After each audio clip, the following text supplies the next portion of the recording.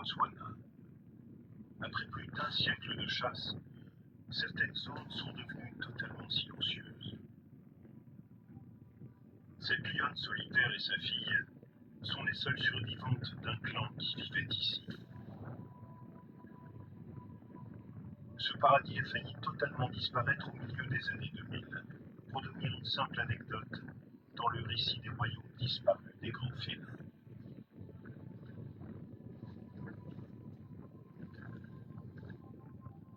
Mais deux événements se sont produits.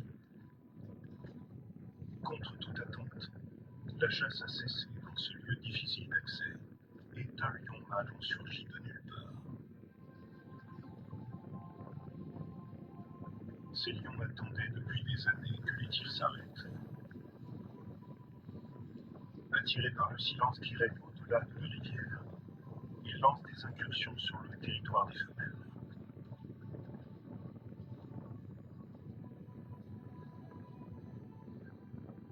Ce moment leur appartient. Les lions retrouvent l'espoir dans ce paradis.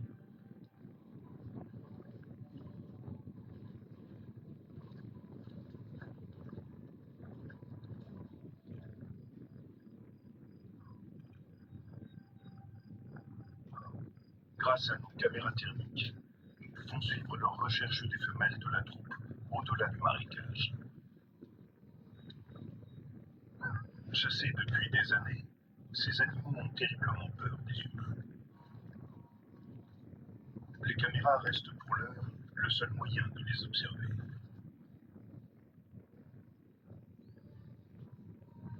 Nous les suivons dans l'obscurité. Ils se lancent à la recherche des deux femelles solitaires en laissant derrière eux leur signature thermique et leur odeur. Nous avons nommé les deux femelles Polelo et Lamone.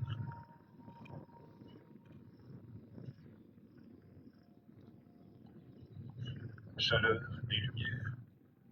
En plein jour, les yeux de Polelo apparaissent rouge foncé. Son père a été abattu avant sa naissance. Son seul modèle est donc sa mère. Et pour la première fois depuis des années, le chant d'un lion résonne dans la nuit.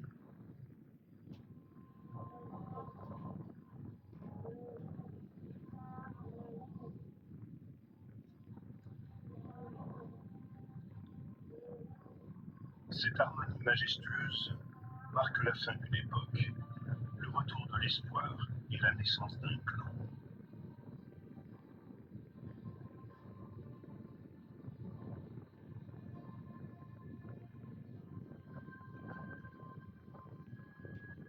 Au cours des prochains mois, les mâles vont s'intéresser de près aux femelles pour les séduire, s'accoupler et mener une vie stable.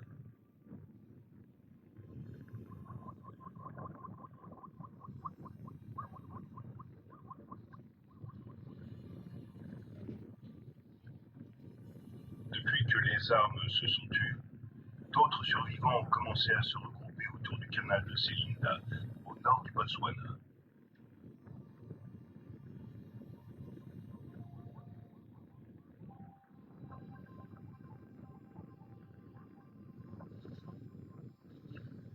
Quelques mois plus tard, les mâles sont devenus le centre d'attention de 6 lionceaux.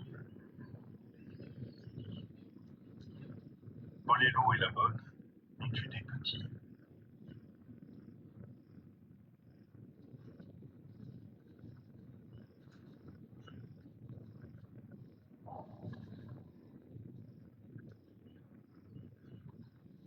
La plupart des femelles doivent réussir à convaincre les mâles que les petits sont bien les leurs. Mais dans le cas présent, les mâles n'ont pas de concurrence.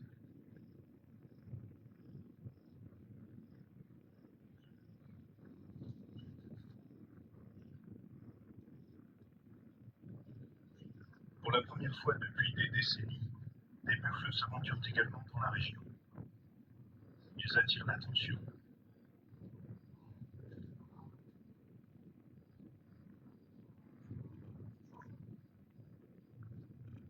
Mais pour les deux femelles, ces proies sont intimidantes.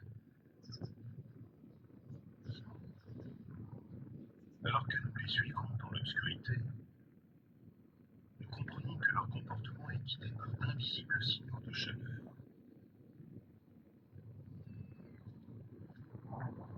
Les deux femelles sont inséparables.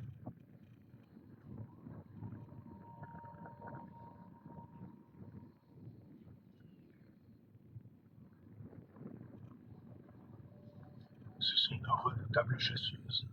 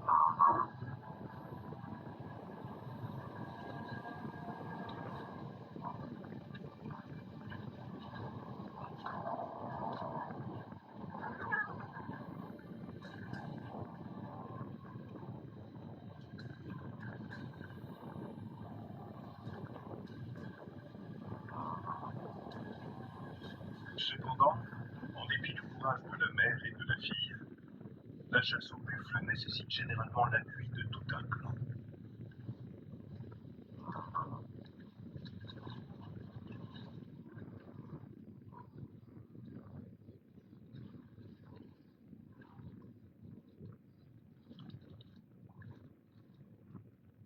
La chaleur dans les yeux de Bolello indique clairement qu'il est affamé.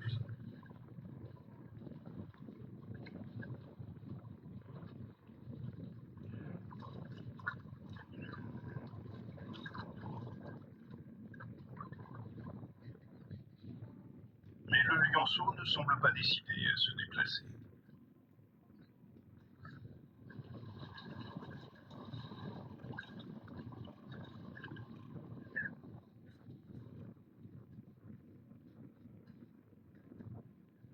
La nuit précédente, les lions ont déjà blessé le buffle. Sa plaie est ouverte et il s'affaiblit. Le temps joue donc en leur faveur. Mais la piste laissée par le sang frais risque d'attirer d'autres prédateurs. Les deux femelles sont face à un dilemme. Soit elles abandonnent leurs petits le temps de la chasse,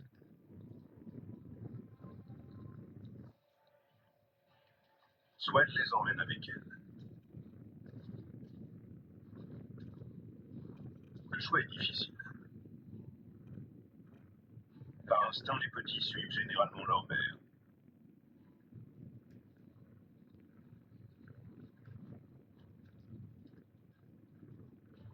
Mais il suffit d'une voix dissidente pour mettre à mal un plan bien huilé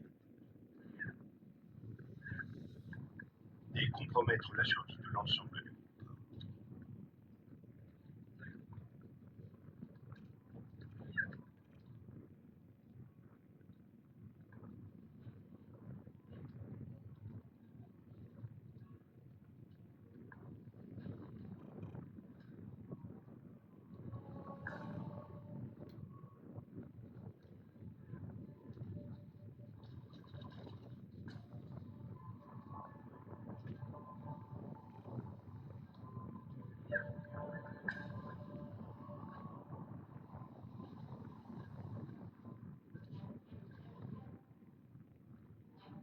Décidément, ce jeune mâle refuse de se jeter à l'eau, et son attitude risque de s'avérer contagieuse.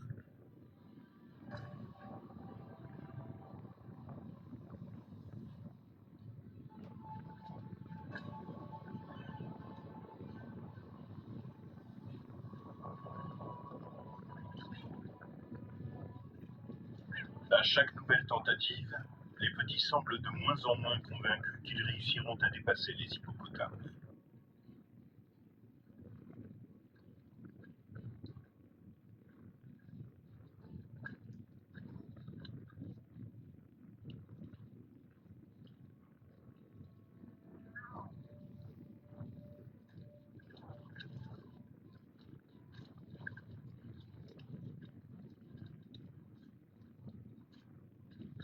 La majorité commence à changer de camp.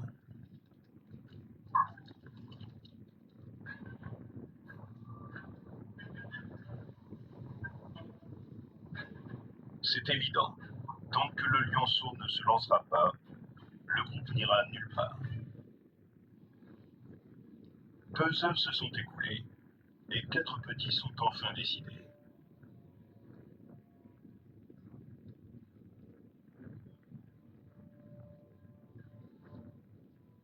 Mais le réfractaire est suivi par sa sœur.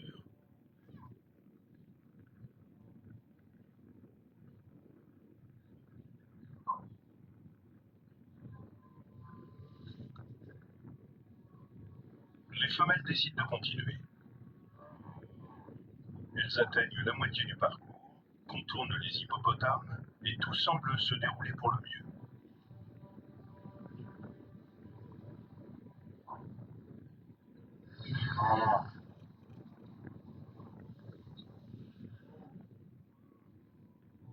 Dans la nature, le moindre changement de programme peut vite tourner au drame.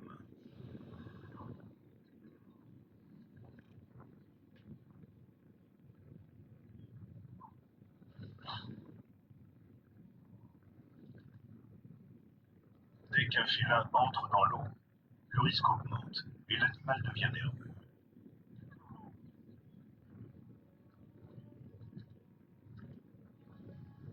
Enfin, les petits émergent l'un après l'autre, effrayés et ébouriffés.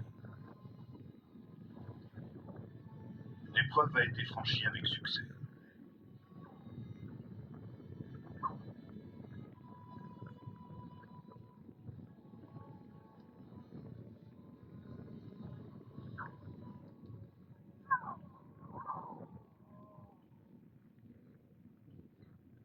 Mais 2 d'entre eux n'ont même pas essayé. Ils sont clairement en danger, car un crocodile s'est mis en position. Même sur la rive, les petits constituent une cible. La bonne et Bolello n'hésitent pas une seconde. Elles se jettent toutes les deux sur le danger.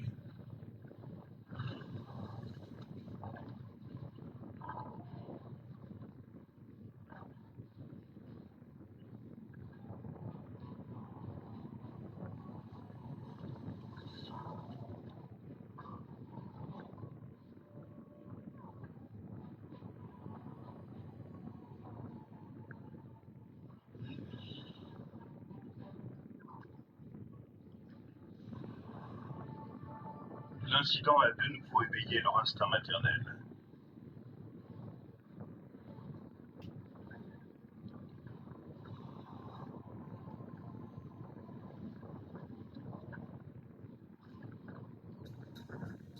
Les petits suivent tout cela très attentivement.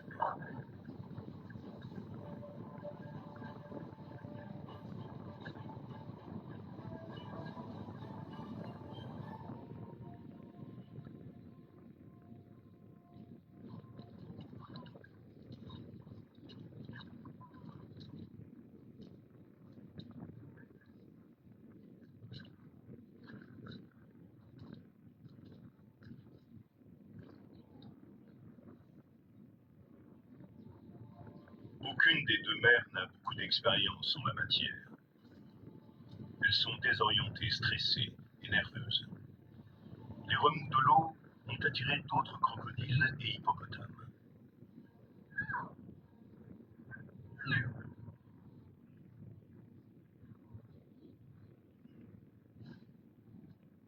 Pour le moment, les 4 petits sont seuls, sans surveillance.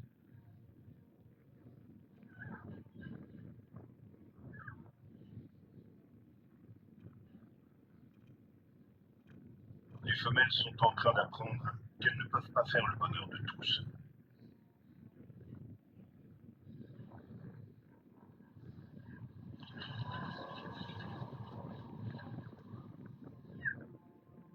Elles sont confrontées à un choix impossible. On peut forcer un petit à entrer dans l'eau, mais pas à nager. Finalement, les voix les plus fortes attirent leur attention, et une fois encore, les femelles relèvent le défi.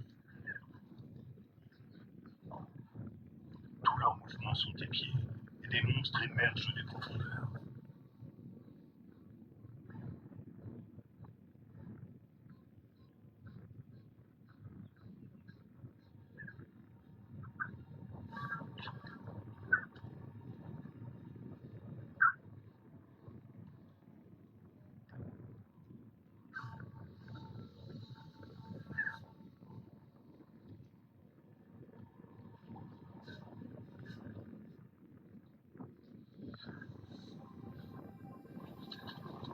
Personne ne se sent en sécurité quand de sinistres reptiles se faufilent dans les profondeurs.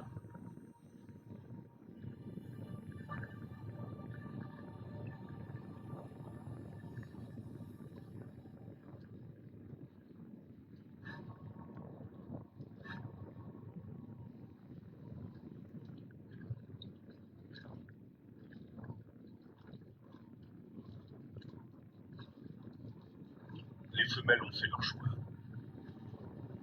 Nous ne savons pas si les lions sont capables d'estimer leurs chances, mais aujourd'hui, elles savent où est leur place.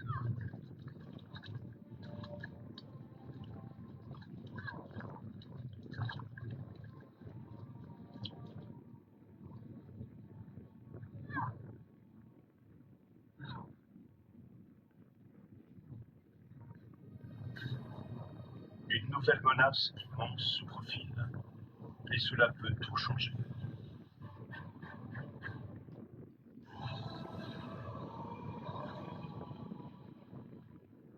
Bienvenue sur la planète la plus dangereuse de l'univers. Qu'est-ce qu'il y a ici? Un éléphant se dresse sur leur chemin. La réaction de Boléro se lit dans ses yeux enflammés.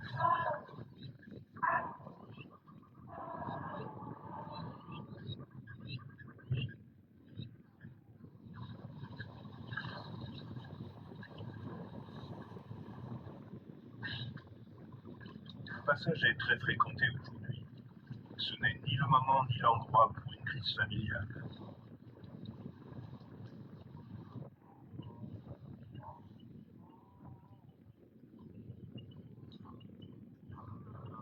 En raison de son manque d'expérience, la jeune mère commet une nouvelle faute classique. Pour satisfaire ses petits, Boléro les laisse téter. Mais après la tétée, les petits ne pensent qu'à jouer, pas à nager.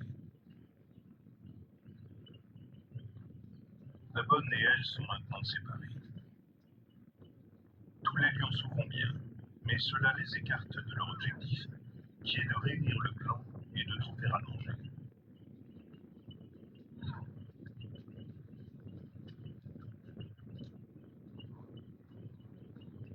Une nouvelle chance.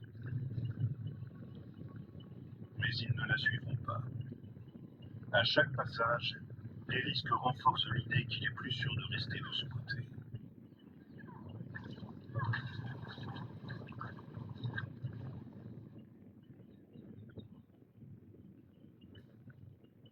Malgré leurs derniers appels désespérés, ils doivent finalement les abandonner à l'obscurité.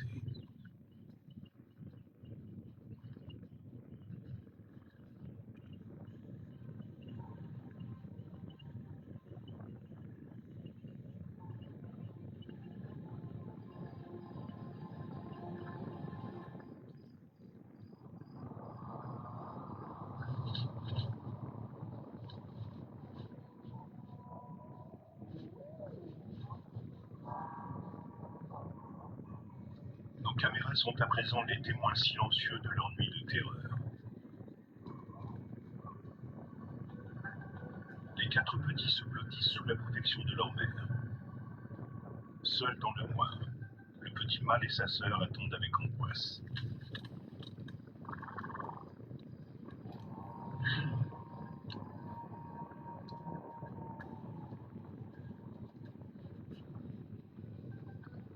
Une telle vulnérabilité les expose à tous les dangers.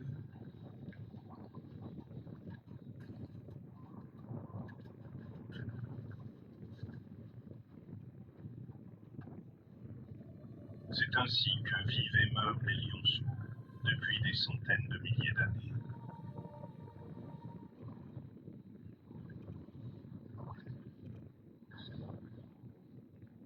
À l'aube, les deux mères procèdent à une dernière vérification avant de se tourner vers les troupeaux.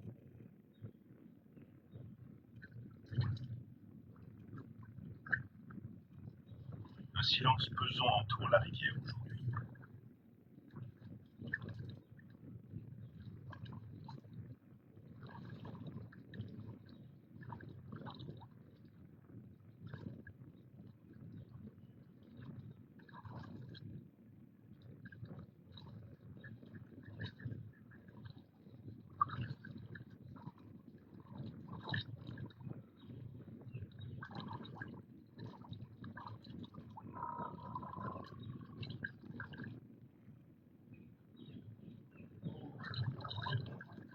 savons pas si les lions sont capables d'éprouver des émotions ou un sentiment de perte comparable au nôtre, mais elles ressentent visiblement quelque chose.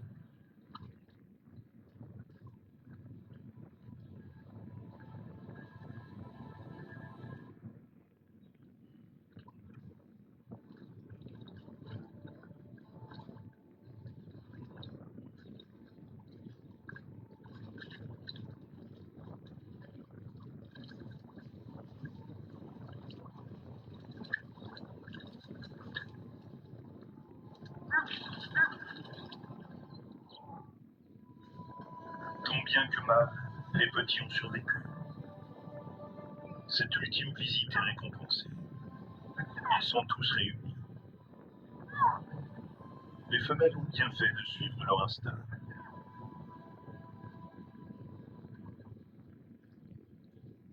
Cette fois, la bonne ouvre la marche et ne commet pas l'erreur de laisser téter ses petits affamés.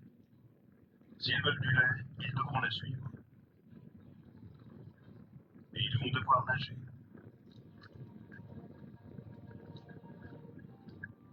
Les deux petits récalcitrants acceptent d'entrer dans l'eau.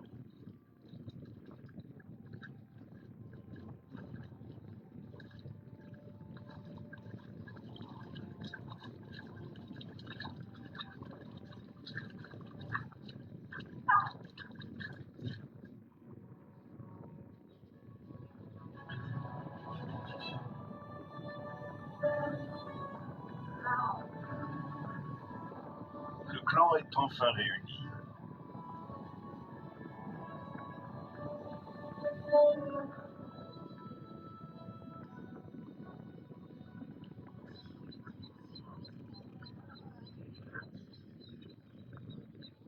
Plus loin, leur proie n'a pas attiré d'autres prédateurs. Mais plusieurs problèmes se présentent.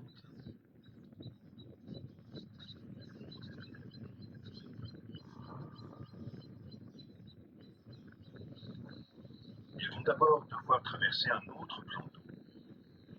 Cette fois-ci, le petit mâle se lance le premier. Désormais, les femelles refusent de laisser leurs petits à l'arrière. La troupe chasse en groupe. C'est inhabituel et dangereux.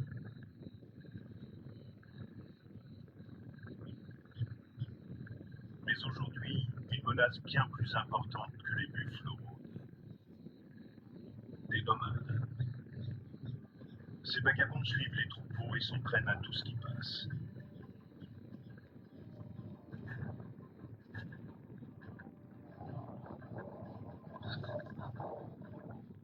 La bonne sait que l'attaque est la meilleure des défenses. Elle est rapide et décisive. L'arrivée de nomades est l'une des conséquences des safaris et de l'absence de lions mâles sur le territoire. Ces combats déstabilisent les clans et créent une ambiance délétère. On tue pour ne pas être tué. Elle fixe donc clairement les limites à coups de griffes et de crocs. Sans l'attaque éclair de la bonne, les 4 nomades les auraient tout bonnement submergés. Mais un événement inhabituel se produit alors. Une trêve temporaire qui détourne toute l'attention du groupe vers le buffle. Il n'est plus question de laisser les petits. Couverte du sang de sa rivale, la bonne bloque les nomades et prend la tête de la chasse.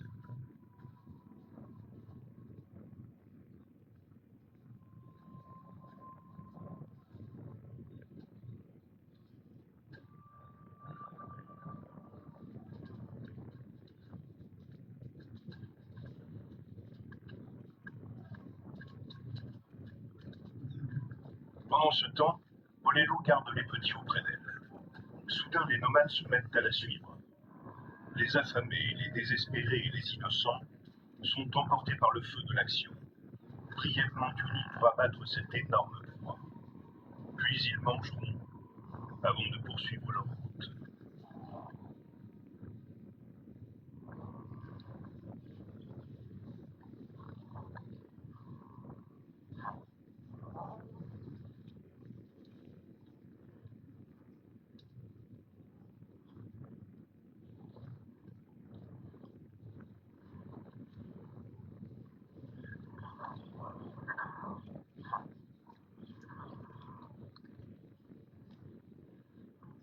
l'espace de quelques jours, les petits auront traversé leur première rivière, effectué leur première rencontre avec des lions inconnus et abattu leur première proie.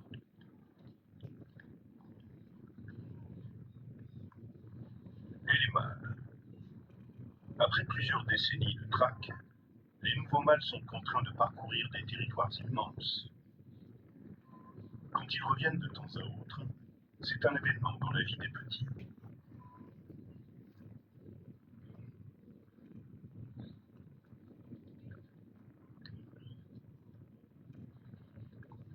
Un moment de retrouvailles. Moins craintif que les autres, le jeune mâle se montre particulièrement audacieux.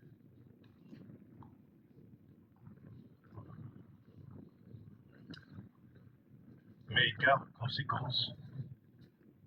Le moindre débordement peut transformer un père tolérant en tueur impitoyable en l'espace d'un instant.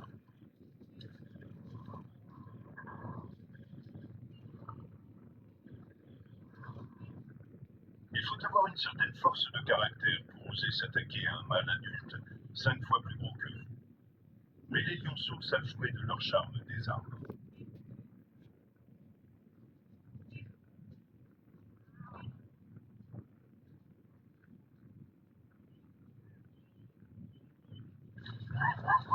Comme le jour de la chasse aux œufs, quelques mois plus tard.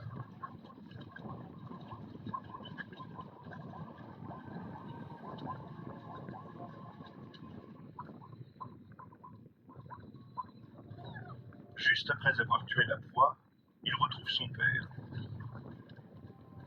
Les mâles du clan sont de retour. Leur statut de roi leur interdit de se salir et de se rouler à terre. Mais le lionceau n'hésite pas à laisser son empreinte sur les grands mâles.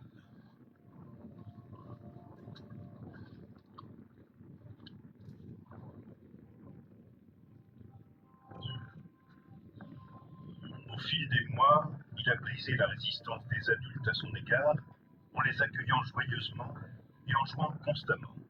Il a développé un lien très fort avec l'un des mâles. Peut-être est-ce le mâle qui a succombé aux marques d'affection incessantes du petit.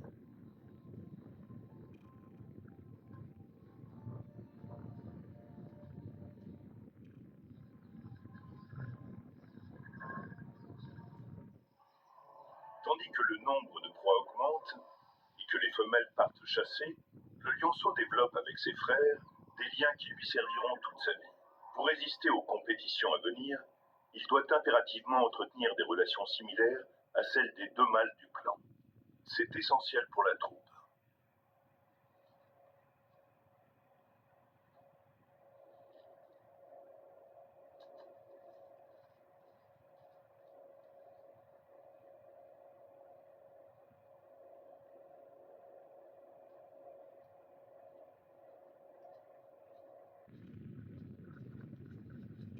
En 14 mois d'existence, le clan n'a pas perdu un seul petit. Chaque jour, ses membres apprennent ensemble et forgent des liens qui leur permettront de devenir un clan efficace. Tous les après-midi, la bonne et Bolello les emmènent sur le terrain pour s'entraîner à la chasse.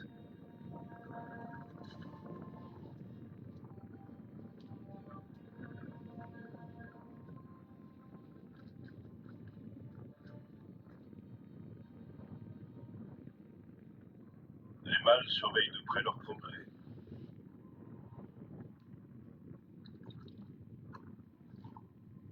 Les jeunes ont presque 2 ans.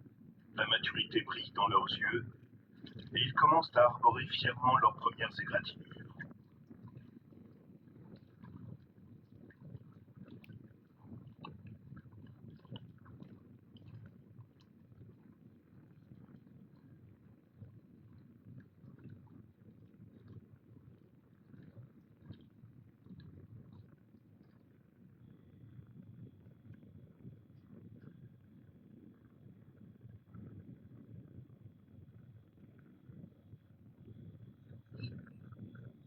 Alors que la bonne et Bolello emmènent les adolescents chasser, nos caméras thermiques révèlent une fois de plus les différences de comportement entre le jeune mâle et ses frères.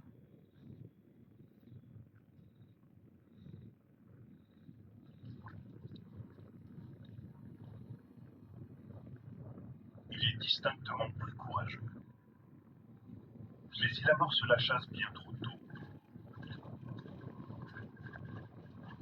La discrétion n'est pas encore son fort. Il considère cela comme facultatif.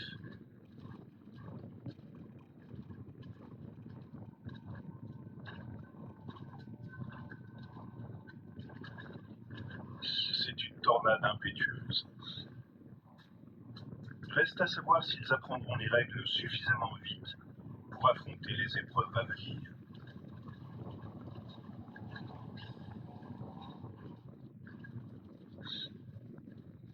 Les jeunes clans sont en phase d'apprentissage intensif de la chasse. Mais les progrès sont lents. Leur jeunesse, le seul moment d'insouciance de leur vie, touche à sa fin.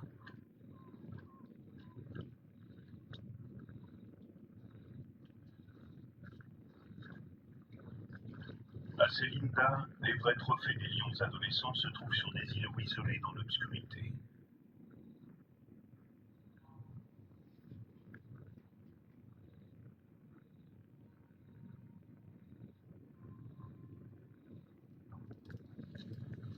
Ce sont des bêtes d'une tonne, violentes et agressives.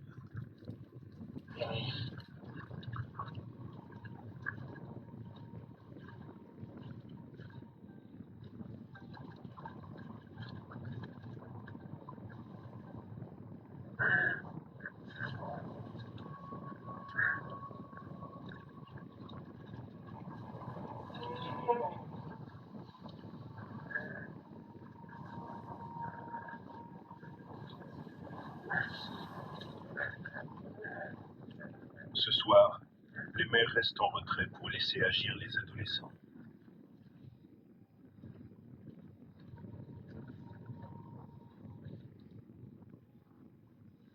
Le jeune mâle et sa fratrie se débrouillent mieux dans ce genre de chasse.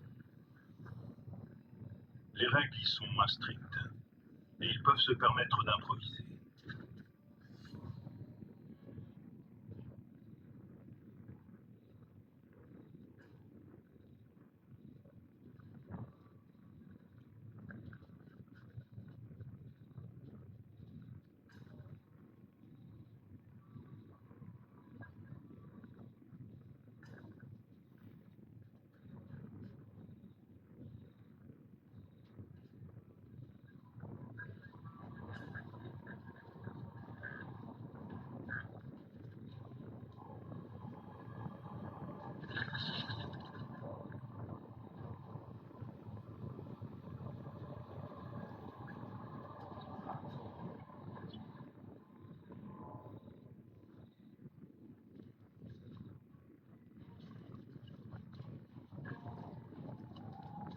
Cela commence comme un jeu, mais soudain, tout bascule. Un des hippopotames commet une erreur fatale.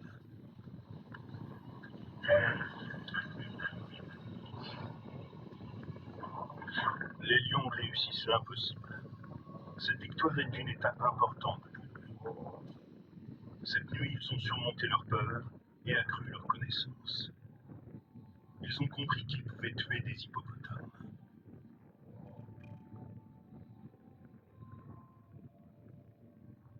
Tant qu'ils développent leurs compétences, les ossements d'hippopotame s'accumulent à Célinda, et les lions reviennent chaque jour sur les bords de la rivière.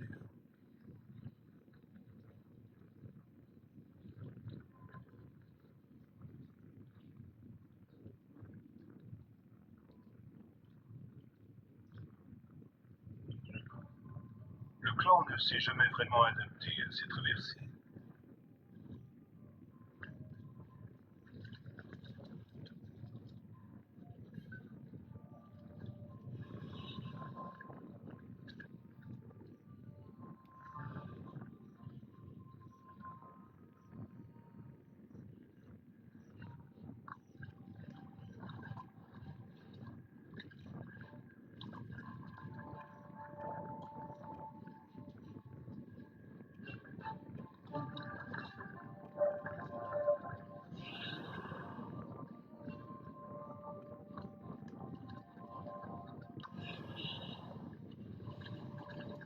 Leurs petits font maintenant quasiment leur taille, mais la bonne et Bolello continuent d'ouvrir la marche.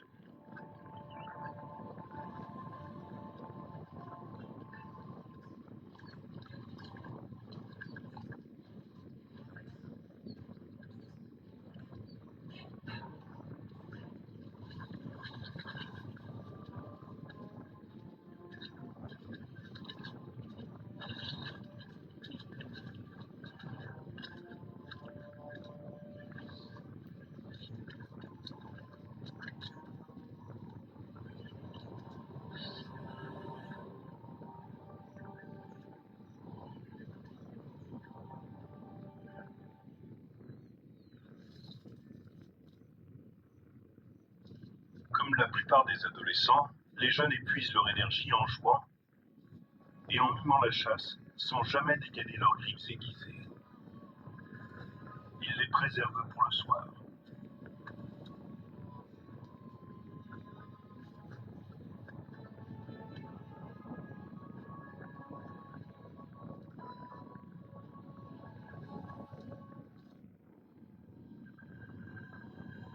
L'hiver s'installe et le froid tombe sur ces lignes d'âme. Les créatures les plus petites doivent trouver à manger pour reprendre des forces, et elles se déplacent constamment.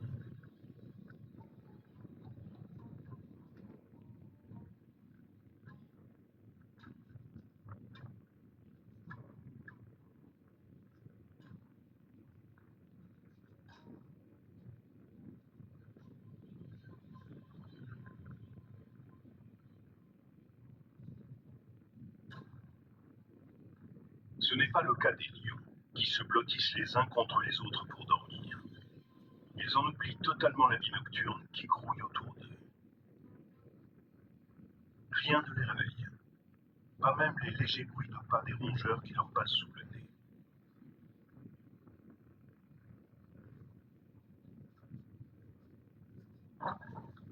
Le lion mâle est souvent le premier à réveiller le clan.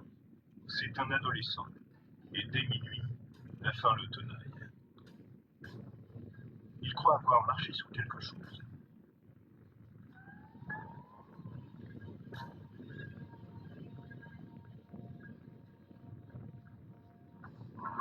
À presque 3 ans, sa crinière est légèrement plus grande que celle de ses frères.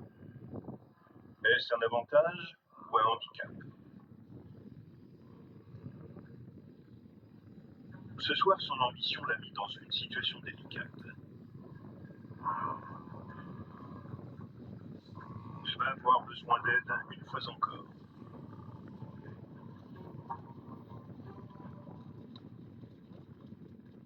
En tant que leurre, il a rempli sa mission.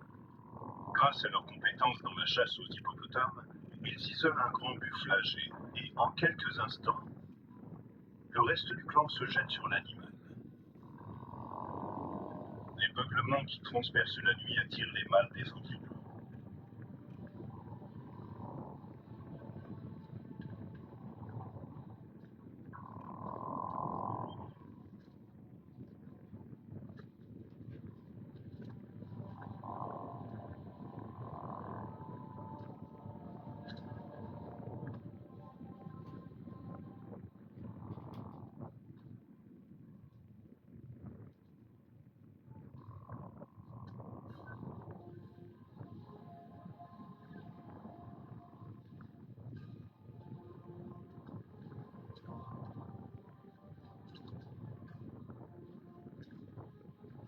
La réaction ne se fait pas attendre.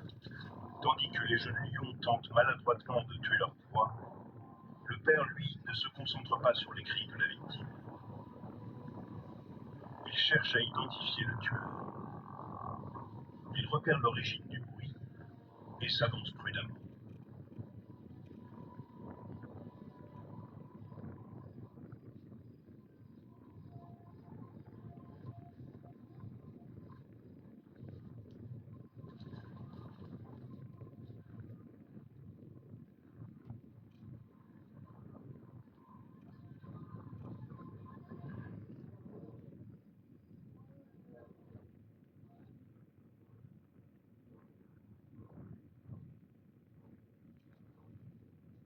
la première fois, le jeune mâle et ses frères et sœurs ne se précipitent pas à la rencontre de leur père. Le ton de sa voix les rend méfiants.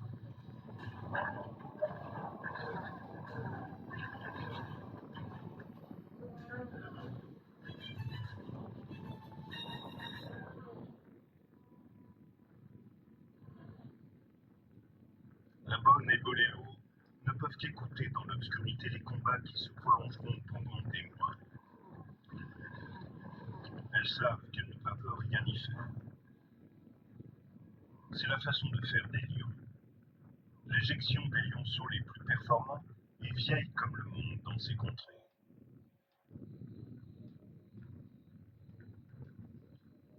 Ils devront bientôt mener une existence de nomades.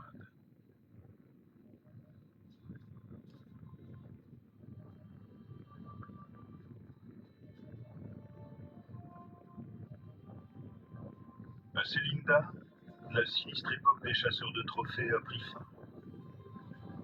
Grâce à 2 femelles, ce paradis retrouvé compte maintenant plus de 60 lions. Mais pour perpétuer l'espèce, les lions adultes doivent procéder régulièrement à des exclusions.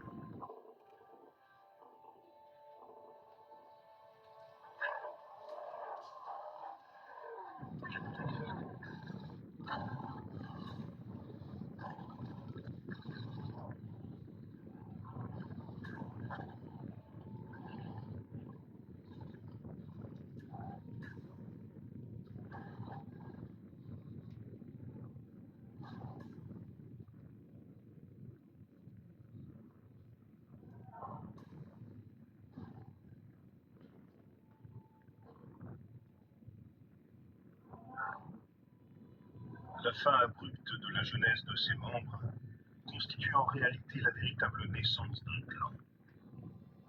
L'ordre naturel est restauré, un témoignage de ce qui arrive quand les armes se taisent enfin.